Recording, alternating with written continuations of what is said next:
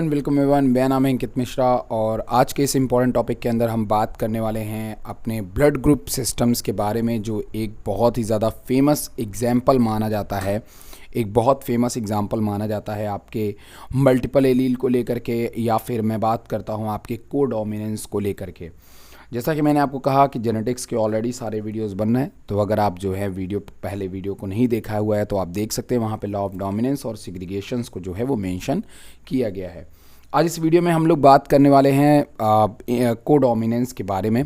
और कोडोमिनेंस में आज हमने जो एग्जाम्पल को लिया है वो ब्लड को लिया है। ब्लड के बारे में मैंने बहुत पहले वीडियो बना दिया है, तो अगर आप ब्लड से रिलेटेड या ब्लड ग्रुप से रिलेटेड या एंटीजन वगैरह से रिलेटेड वीडियो जानना चाहते हैं तो एक बार उस वीडियो को जाकर के चेक कर लीजिएगा। मैं डिस्क्रिप्शंस में लिंक को जो है वो डाल दूंगा।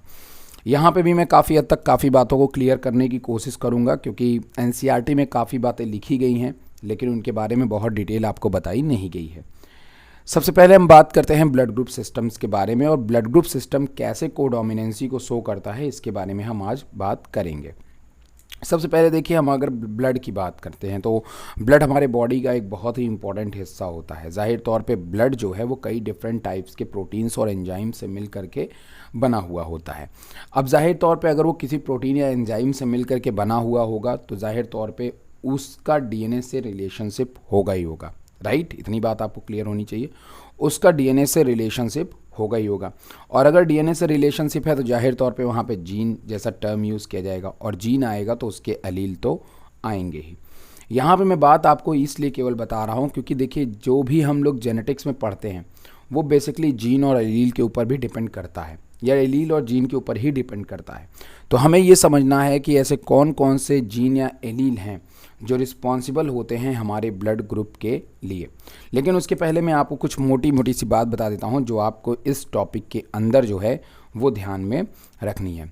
सबसे पहले देखिए, मैं ब्लैक स्क्रीन ले लेता हूं और फिर मैं आपको आराम से इस बात को पहले समझा देता हूं कि देखिए हम लोग क्या बात करने वाले हैं। देखिए, आप सभी को पता है कि कोडोमिनेंस का सबसे पहले मतलब आप समझ लीजिए। एक सिंपल एग्जाम्पल के रूप में अगर मैं कोडोमिनेंस को बोलूँ तो जैसे कि मेंडल जी ने क्या बोला था, मेंडल जी ने बोला था कि हमारे जो कैरेक्टर होते हैं, मतलब पी प्लांट के जो कैरेक्टर्स होते हैं वो कभी भी ब्लेंड नहीं होते हैं।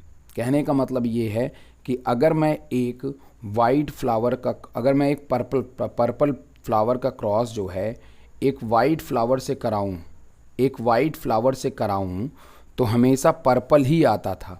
हमेशा जो नया हमें फिनोटाइप देखने को मिलता था वो हमेशा कैसा देखने को मिलता था, पर्पल देखने को मिलता था। ये किसका कहना था? मेंडल जी का कहना था। लेकिन बाकी के बहुत सारे जब साइंटिस्ट आए और उन्होंने अलग अलग चीज़ों पे एग्जाम्पल्स को टेस्ट किया, मतलब अलग अलग प्लांट्स और अलग अलग चीज़ों के ऊपर जब मेंडल के लॉ को अप्लाई किया तो देखा कि पी प्लांट पे तो मेंडल का लॉ अप्लाई होता था, लेकिन बाकी के जितने भी वो चीज़ यूज़ करते, चाहे कोई एनिमल होता था या कोई प्लांट होता था, उनमें अक्सर मेंडल के लॉ में कुछ कमियां जो हैं वो देखने को मिल जाती थी। मतलब मेंडल के लॉ में कमियां नहीं, मतलब एक्सपेरिमेंट में नई चीज़ें पता चलती थी। तो जैसे यहाँ पे देखिए पर्पल और वाइट हो गया, ठीक है, तो इसका मतलब ये है कि भाई ये पर्पल और वाइट को क्रॉस कराने पे पर्पल मिला, ये मेंडल लॉ को फॉलो करता है। लेकिन अब इस हिसाब से देखें तो फिर भाई मतलब वही चीज़ है कि फिर ये मेंडल के लॉ को ये फॉलो करता है, लेकिन बाकी चीज़ें जो हैं वो मेंडल के लॉ को फॉलो नहीं करती हैं। तो कैसे नहीं फॉलो करती? देखिए, जैसे मान लीजिए एग्जाम्पल के तौर पे अगर मैं एक वाइट काऊ की क्रॉस जो है ब्लैक काऊ से करा दूं तो मेंडल के हिसाब से वो काऊ या तो वाइट होगी या तो ब्लैक होगी। अगर ब्लैक उसका डोमिनेंट कैरेक्टर है तो ब्लैक होगी, वाइट उसका डोमिनेंट कैरेक्टर है तो वाइट होगी। यही मेंडल का लॉ ऑफ डोमिनेंस था, जैसा कि हम लोगों ने पहले ही मेंशन कर रखा था, ठीक। कैरेक्टर कभी भी ब्लेंड नहीं होते। मेंडल ने ये बोला था कि भाई वाइट और ब्लैक मिल करके कभी ब्लेंड नहीं होंगे, मतलब ग्रे कलर नहीं देंगे। ये भी मेंडल का ही कहना था। तो मतलब या तो वाइट बनेगा या तो ब्लैक बनेगा। बट हम जनरली काऊ में क्या देखते हैं? हम जनरली काऊ में ये देखते हैं कि काऊ अगर वाइट कलर की है तो उसके ऊपर ब्लैक ब्लैक कलर के पैचेस देखने को मिलते हैं। मतलब ब्लैक और वाइट जो है वो दोनों एक ही ऑर्गेनिज्म के ऊपर एक साथ दिखाई दें, इसी चीज़ को हम क्या बोलते हैं? कोडोमिनेंस। जब कोई दो जीन अपनी उपस्थिति एक साथ दिखाए, अपनी प्रेजेंस एक साथ दिखाए एक ही टाइम पे एक ही ऑर्गेनिज्म के ऊपर, तो इसी को हम बोलते हैं कोडोमिनेंस। कोडोमिनेंस का मतलब आप समझ रहे हो, को मतलब कोई साथ साथ होना, ठीक है ना। तो जब एक जीन मतलब दो जीन अपने कैरेक्टर या फिर एक ही जीन मान लेते हैं, एक ही कलर कैरेक्टर ना, जब कोई जीन अपने दोनों एलील्स को के प्रेजेंस को एक साथ एक ही ऑर्गेनिज्म पे दिखाए तो हम उसको क्या बोलते हैं, उसी को हम लोग कोडोमिनेंस कहते हैं। ठीक, अब इन्होंने जो जीन लिया था वो जीन कलर डिसाइड करने वाला था, वाइट या ब्लैक, लेकिन इस जीन के दो अल्टरनेटिव फॉर्म थे एलील के, वाइट एंड ब्लैक। यहाँ पे दोनों एलील ने अपनी प्रेजेंसी को शो किया काऊ में। ठीक, ये एग्जाम्पल काऊ में देखने को मिलता है, पर पी प्लांट में ये देखने को नहीं मिलता है, क्योंकि पी प्लांट पे तो मेंडल का एक्सपेरिमेंट था जो कि बिल्कुल सही और बहुत ही ज़बरदस्त एक्सपेरिमेंट था, उसमें कोई कमी नहीं थी। ठीक है, बट उसके बाद ये एक्सपेरिमेंट जो है वो ह्यूमन ब्लड्स में देखने को मिला। अब क्या देखने को मिला ह्यूमन ब्लड में, आइए देख लेते हैं। देखिए सिंपली सी बात है कि ह्यूमन ब्लड जो होते हैं मेंडल के हिसाब से चलें तो या तो ह्यूमन ब्लड ए बनेगा या तो ब्लड ग्रुप बी होगा, बट हम देखते हैं कि ह्यूमन में कई ऐसे ब्लड ग्रुप हैं जिसमें ए और बी भी आ जाता है। तो क्या ए भी अपनी प्रेजेंसी साथ में नहीं शो कर रहे हैं? शो कर रहे हैं। मेंडल के हिसाब से या तो ए होना था या तो बी होना था, बट यहाँ पे ए बी ब्लड ग्रुप भी पाया जाता है, ए बी ब्लड ग्रुप भी सर्वाइव करता है। तो इस तरीके से ह्यूमन का जो ब्लड है वो कहीं से भी आपके मेंडल के रूल को फॉलो नहीं करता है। इसी चीज़ को हम लोग बोलते हैं कोडोमिनेंसी। ये ब्लड ए ब्लड ग्रुप के भी कैरेक्टर को शो करेगा और बी ब्लड ग्रुप के भी कैरेक्टर को शो करेगा। तो इस तरह के ब्लड को हम लोग A B blood group system के अंदर रखते हैं और ये दरअसल कोडोमिनेंस को दिखाता है। तो ये बात आप ध्यान में रखेंगे। ठीक, हमें पता है कि ह्यूमन के अंदर ए बी ब्लड ग्रुप भी देखने को, ए भी देखने को मिलता है, बी भी देखने को मिलता है, ए बी भी देखने को मिलता है और ओ ब्लड ग्रुप भी देखने को मिलता है। मतलब कोई एक ऐसा हम डोमिनेंट नहीं बता सकते हैं कि ए वाला डोमिनेंट है बी के ऊपर या बी वाला डोमिनेंट है ए के ऊपर, ऐसा कभी भी नहीं होता है। बात समझ में आया कि नहीं? तो इसके लिए मेंडल ने क्या किया कि इसको तो मेंडल कह रहे हैं, इसके लिए क्या किया कि साइंटिस्टों ने और ज़्यादा इसके बारे में स्टडी की। तो देखिए क्या होता है कि ह्यूमन ब्लड में एक आई जीन होता है। क्या होता है? आई जीन होता है। ठीक, इस आई जीन के, ध्यान सुनिएगा मेरी बात को, बहुत इंपॉर्टेंट बात मैं बता रहा हूँ। ह्यूमंस के अंदर एक आई जीन होता है जो कि ये आई जीन रिस्पॉन्सिबल होता है 3 तरह के एलील्स को बनाने के लिए। मतलब इसमें आपको 3 तरह के एलील देखने को मिलते हैं, that is I A, second one is I B and third one is, चाहे इसको कैपिटल आई लिख लीजिएगा, आई ए, आई बी एंड आई। अब ये वाला वो है जिसके पास में ना तो ए है ना तो बी है, but what is A and B? A and B, that is the different kinds of antigens. Okay, that is different kinds of antigens. Which one derive या which one differentiates our blood group? अगर किसी में A है तो मतलब वो A blood group का है, B मतलब B ब्लड ग्रुप का। अभी सब डिटेल समझ में आएगी। तो आई जीन के मेंडल ने बोला कि भाई इसके 3 एलील थे, मतलब 3 अल्टरनेटिव। मेंडल बात पे मेंडल निकल रहा है तो आप मेंडल मत समझिएगा। मतलब कि आई जीन के 3 हमें डिफरेंट एलील्स देखने को मिलते हैं, आई ए, आई बी और स्मॉल आई। इतनी बात सभी को क्लियर है? ओके, अब देखिए तो अब इसमें कैसे पता लगा कि कैसे ब्लड ग्रुप का पता लगता है। पहले मोटी मोटी बात कर लेते हैं, फिर उसके बाद हम सीधे डायग्राम पे आएंगे। ठीक, अपने जो नोट्स है उस पे आएंगे।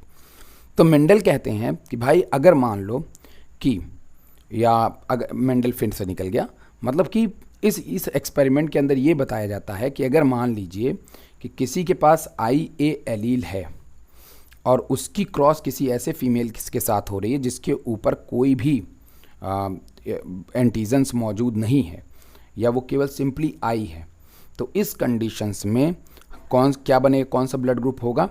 ए ब्लड ग्रुप होगा। ठीक है, अगर मान लीजिए कि आई बी है और उसकी क्रॉस किसी आई से हो गई है तो क्या बनेगा? तो भी इस कंडीशंस में बी ब्लड ग्रुप बनेगा।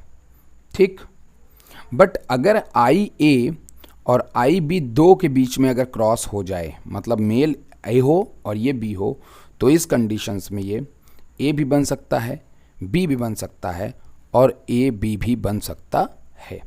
इसका मतलब कि ये कोडोमिनेंसी शो करेगा।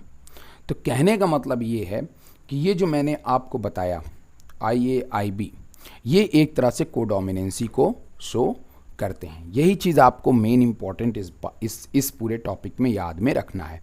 But what is the A and what is the B and what is the I, अब इसके बारे में हम लोग थोड़ी सी डिटेल बात कर लेते हैं। तो चलिए आ जाते हैं। सबसे पहले अपने टॉपिक के ऊपर वापस आते हैं और आपको मैं बताता हूँ कि आपका दरअसल ये IAIB ये सब चीज़ें हैं क्या चीज़, ठीक है।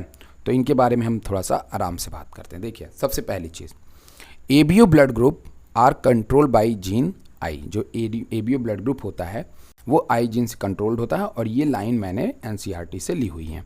The plasma membrane of red blood sales, आपको पता है कि मान लीजिए हमारी रेड ब्लड सेल्स होती है, इस रेड ब्लड सेल्स के ऊपर एक एंटीजन बाइंड करता है, जिस एंटीजन का नाम होता है H एंटीजन। बहुत ध्यान से मेरी बात को सुनिएगा।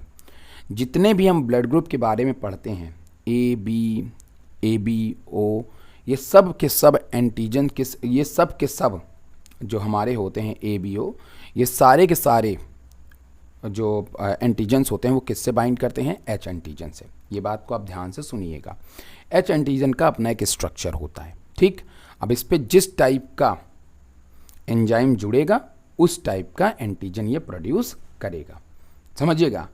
H एंटीजन पे जिस टाइप का एंजाइम जुड़ेगा, मतलब A के लिए पर्टिकुलर कोई एक एंजाइम होगा, B के लिए पर्टिकुलर कोई अपना एक एंजाइम होगा। अगर A का एंजाइम जुड़ा तो कौन सा ब्लड ग्रुप हो जाएगा? A। B का एंजाइम जुड़ा तो कौन सा ब्लड ग्रुप हो जाएगा? B। और दोनों का जुड़ा तो AB, और किसी का ना जुड़ा तो O। अब मेरी बात को समझिएगा जरा सा, कितनी बढ़िया बात हुई। मैंने ये कहा कि ये आपका क्या है? RBC है, ठीक। ये क्या है? RBC। इसके मेम्ब्रेन के ऊपर एक एंटीजन है जिसको हम कहते हैं H एंटीजन। ध्यान सुनते रहिएगा, क्या कहते हैं? H antigen.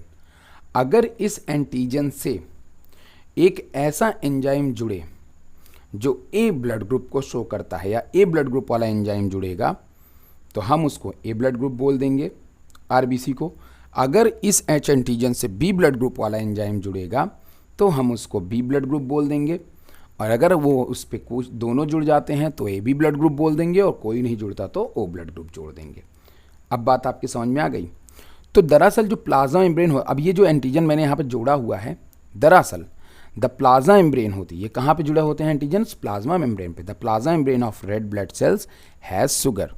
ये शुगर क्या होता है? यही जो हमारे एंटीजन होते हैं, ये जनरली हमारे ग्लाइकोप्रोटीन्स ही होते हैं। Polymer that produced from its surface and kinds of sugar is control by the gene, ठीक। अब जैसे एग्जाम्पल तौर समझिए, मान लीजिए कि हमारे शरीर में IA जीन है, तो हमारी बॉडी ऐसा एंजाइम बनाएगी, कैसा एंजाइम बनाएगी? एक ऐसा एंजाइम बनाएगी जो A ब्लड ग्रुप को शो करेगा। मान लीजिए किसी के शरीर में IB मतलब कि B ब्लड ग्रुप है, और उसके पास में जो जीन है वो IB है, तो इस कंडीशंस में उसका बॉडी कुछ ऐसा एंजाइम बनाएगी जो IB को शो करेगा। कौन सा एंजाइम IA को शो करता है, कौन सा IB को शो करता है, इसको मैं आगे आपको बताता हूँ, ठीक। देखते रहिएगा। जनरली ये जो एंजाइम हम बात करते हैं जीन I, ये जीन I जो है, जो हमारे A ब्लड ग्रुप के एंजाइम बनाएगा और B ब्लड ग्रुप के एंजाइम बनाएगा, ठीक है ना। ये जीन है तो एंजाइम बनाएगा, ओके। इतनी बात ध्यान में रखिएगा, प्रोटीन्स बनाएगा, एंजाइम्स बनाएगा, ध्यान रखिएगा। तो यहाँ पे जो ये आप देख रहे हो ABO या I जीन जो हम बात करते हैं, ये जनरली क्रोमोसोम नंबर 9 पे होते हैं। ये जीन कौन से क्रोमोसोम पे होते हैं? क्रोमोसोम नंबर 9 पे। फाइन, तो ये भी पॉइंट आप ध्यान रखिएगा। द I डेसिग्नेशंस, जो I वर्ड हमने यूज़ किया है, दरअसल इसका नाम ये होता है isoagglutinogen, another term for antigens. ये भी एक तरीके का एंटीजेंस ही कहलाता है। द जीन इन कोड्स, ये जनरली जो I जीन होता है, ये glycosyl transferase that is an enzyme that modifies the carbohydrate content of the red blood cells antigen. दरअसल जो हम H एंटीजन बोल रहे हैं या जो I बोल रहे हैं, ये दोनों तकरीबन एक ही जैसा काम ये करते हैं। बात समझ में आया कि नहीं? अब यहाँ पे देखिए, हम आगे की तरफ सारी बातों को धीरे धीरे बताते हैं आपको। तो देखिए, सबसे पहले हमने यहाँ पे आपके सामने जो डायग्राम रखा है, ये है हमारा RBC। मैं आपको एकदम एग्जाम्पल के तौर पे बहुत ही अच्छे से दिखाना चाहूँगा इसको, तो आप बहुत अच्छे से समझ जाएंगे। देखिए अब आपको इसमें क्या डायग्राम में ध्यान में रखना है। देखिए ये ए ब्लड ग्रुप है। कैसा ब्लड ग्रुप है? ए ब्लड ग्रुप है। ठीक, ए ब्लड ग्रुप और ओ ब्लड ग्रुप में आपको क्या डिफरेंस देखने को मिल रहा है?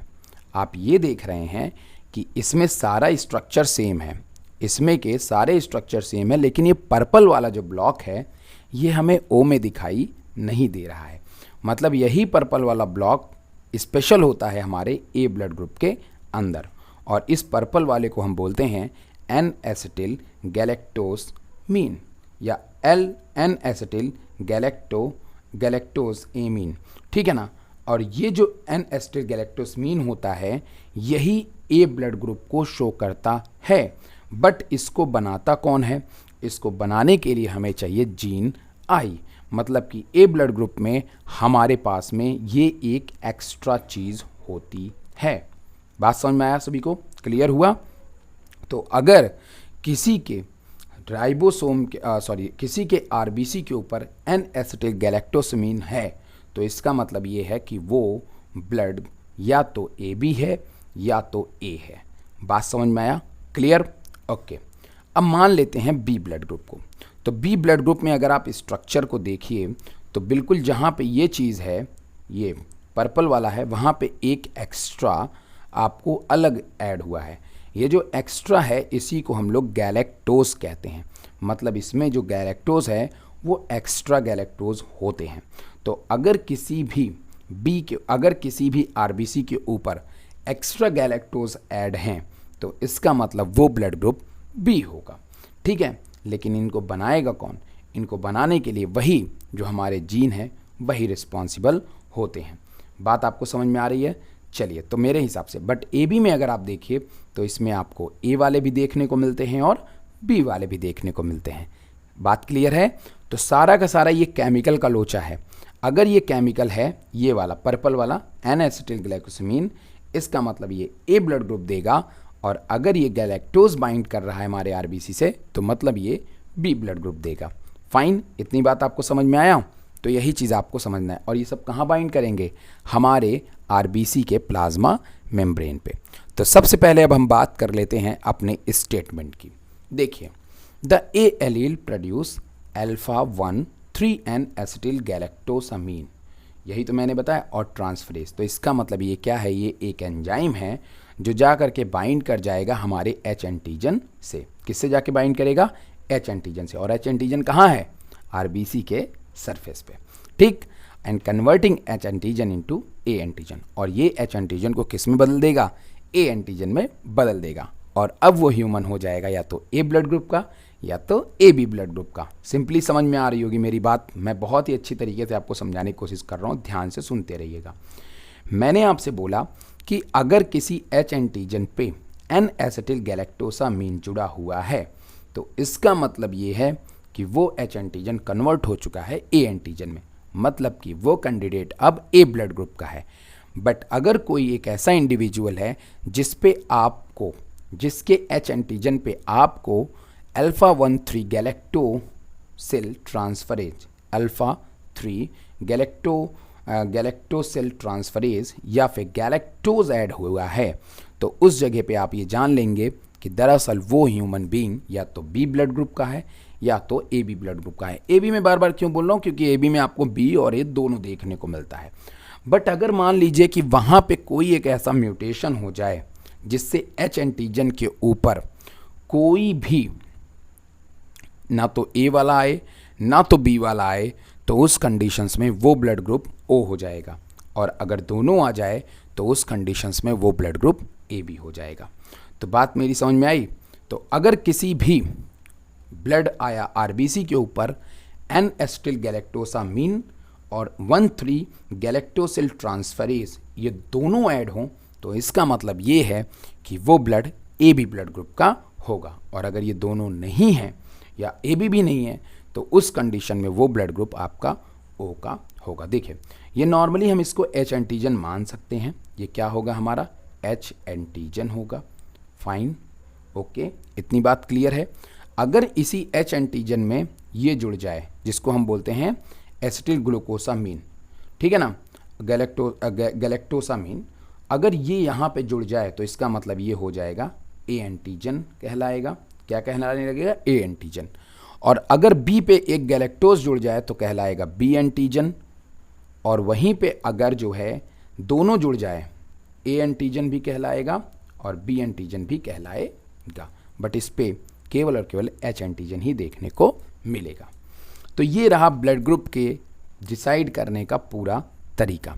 ये मैंने शॉर्ट में आपको काफ़ी बता दिया है। डिटेल वीडियो के लिए डिस्क्रिप्शंस को आप चेक कर लीजिएगा और वीडियो को एक दो बार देख लीजिएगा। अब मैं जो आपको बताने वाला हूँ कि हाउ, मतलब किस तरीके से हम ब्लड ग्रुप को डिसाइड करते हैं, बहुत इंपॉर्टेंट बात है। एनसीईआरटी भी कवर हो जाएगी, तो ध्यान सुनिएगा। आज सारी बात इसमें ख़त्म करते हैं। We all have the blood type gene A B O. हमारे सभी के पास में A B O blood group होता है। Give us different blood types that genes comes into 3 different versions, जिसके 3 वर्जन्स आते हैं A B and O. Because we have 2 copy of blood type genes and there are 3 possible version of this alleles, तो there are 6 possible combinations. हर किसी के, मैंने क्या बताया कि अगर मान लीजिए, देखिए यहाँ पे मैं आपको एक चीज़ बताना चाहूँगा, आपको बता भी देता हूँ। देखिए इसमें बहुत सारे कॉम्बिनेशंस बनते हैं, बट एग्जांपल मैं आपको बताता रहता हूँ। देखिए यहाँ पे ब्लड टाइप को अगर आप देखिए तो या तो कोई ए बनेगा या तो A0 बनेगा। ये भी कौन सा ब्लड ग्रुप देगा? ए ब्लड ग्रुप देगा। ये भी कौन सा ब्लड ग्रुप देगा? ए ब्लड ग्रुप देगा। बी अगर, मतलब एक बी मदर से आया है और एक बी फादर से आया है, तो ये कौन सा ब्लड ग्रुप देगा? बी देगा। ये बी मान लो फादर से आया है, ये मान लो मदर से आया है, तो भी ये क्या देगा? बी देगा। और अगर ए बी आ गया मदर और फादर से, तो ये आपके कोई भी कॉम्बिनेशंस दे सकते हैं या फिर दोनों दे सकते हैं। ओ वाले में जनरली जो है हमें कोई कॉम्बिनेशंस देखने को नहीं मिलते, that is normally O blood group. Okay, these are called blood type genotype. ये कहलाते हैं जीनोटाइप। देखिए इन दोनों का फिनोटाइप सेम है। कि व्हाट इज़ द फिनोटाइप? दोनों ए ब्लड ग्रुप ही तो दे रहे हैं ना, तो इनका फिनोटाइप क्या है? सेम है। बट इनका जीनोटाइप क्या है?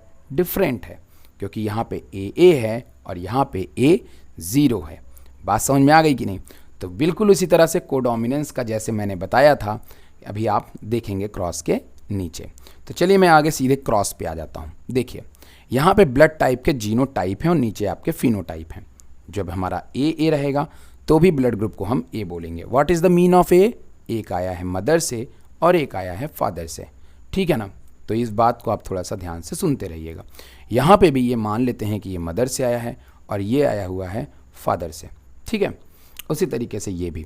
तो यहाँ पे आप देखिए जीनोटाइप अलग हैं बट फिनोटाइप क्या है? सेम टू सेम है। यहाँ पे भी जीनोटाइप अलग हैं बट फिनोटाइप क्या है? सेम टू सेम है।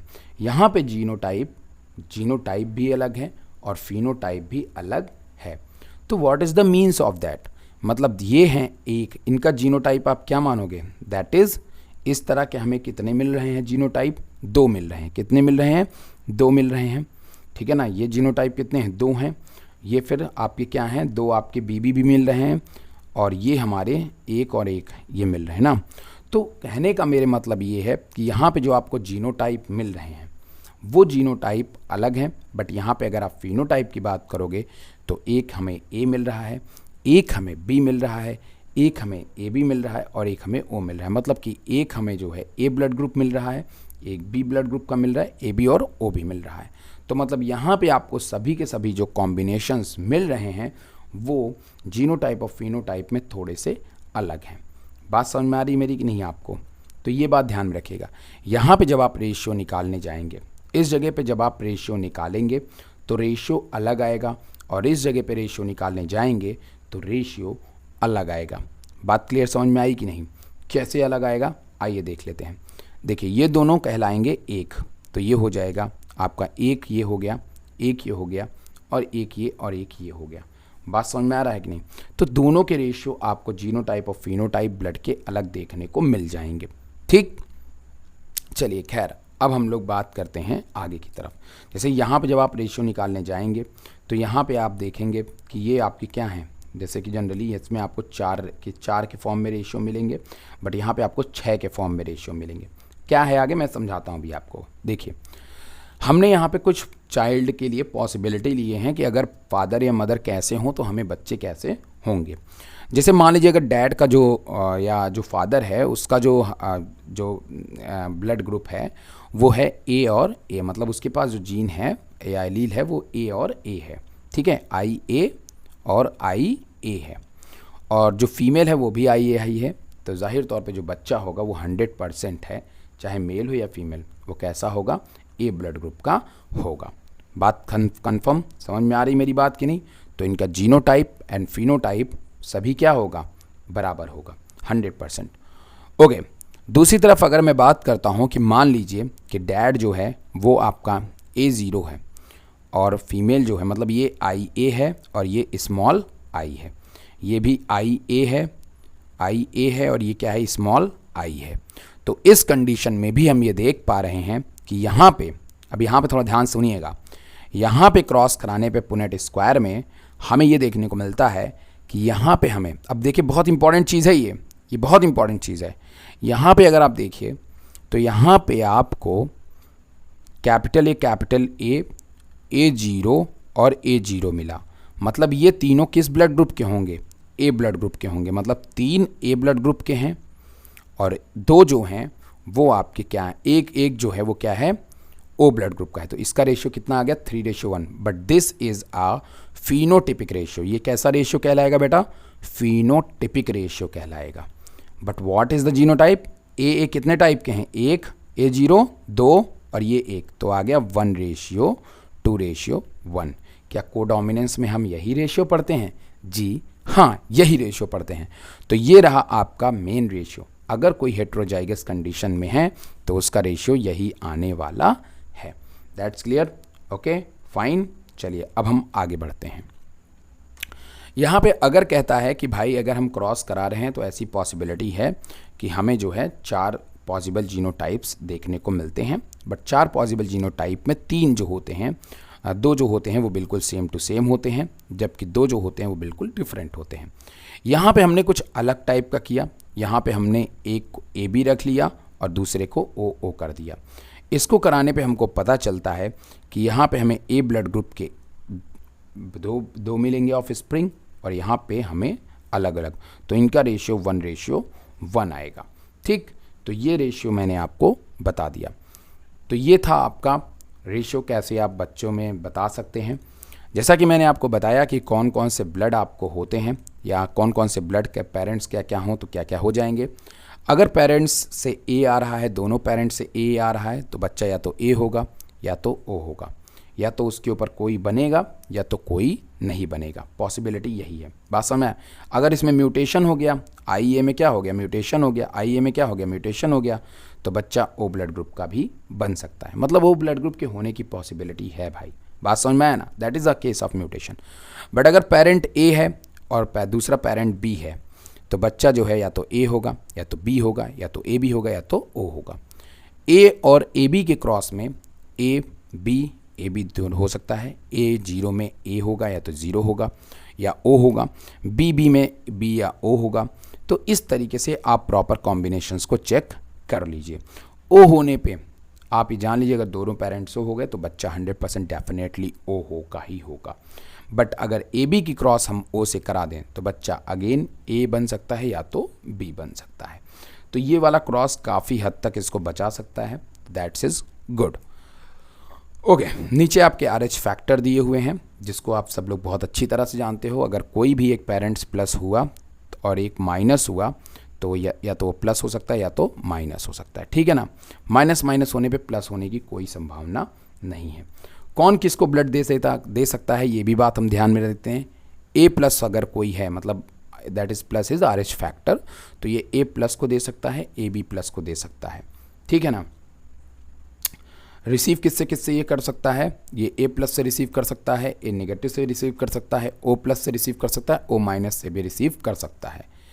अगर ये A- है या A नेगेटिव है तो इस कंडीशन में किसको डोनेट कर सकता है, A+, A नेगेटिव, AB- और किससे रिसीव कर सकता है, A- और O- से। सेम यही चीज़ आप इसमें भी क्रम को याद रख लीजिएगा।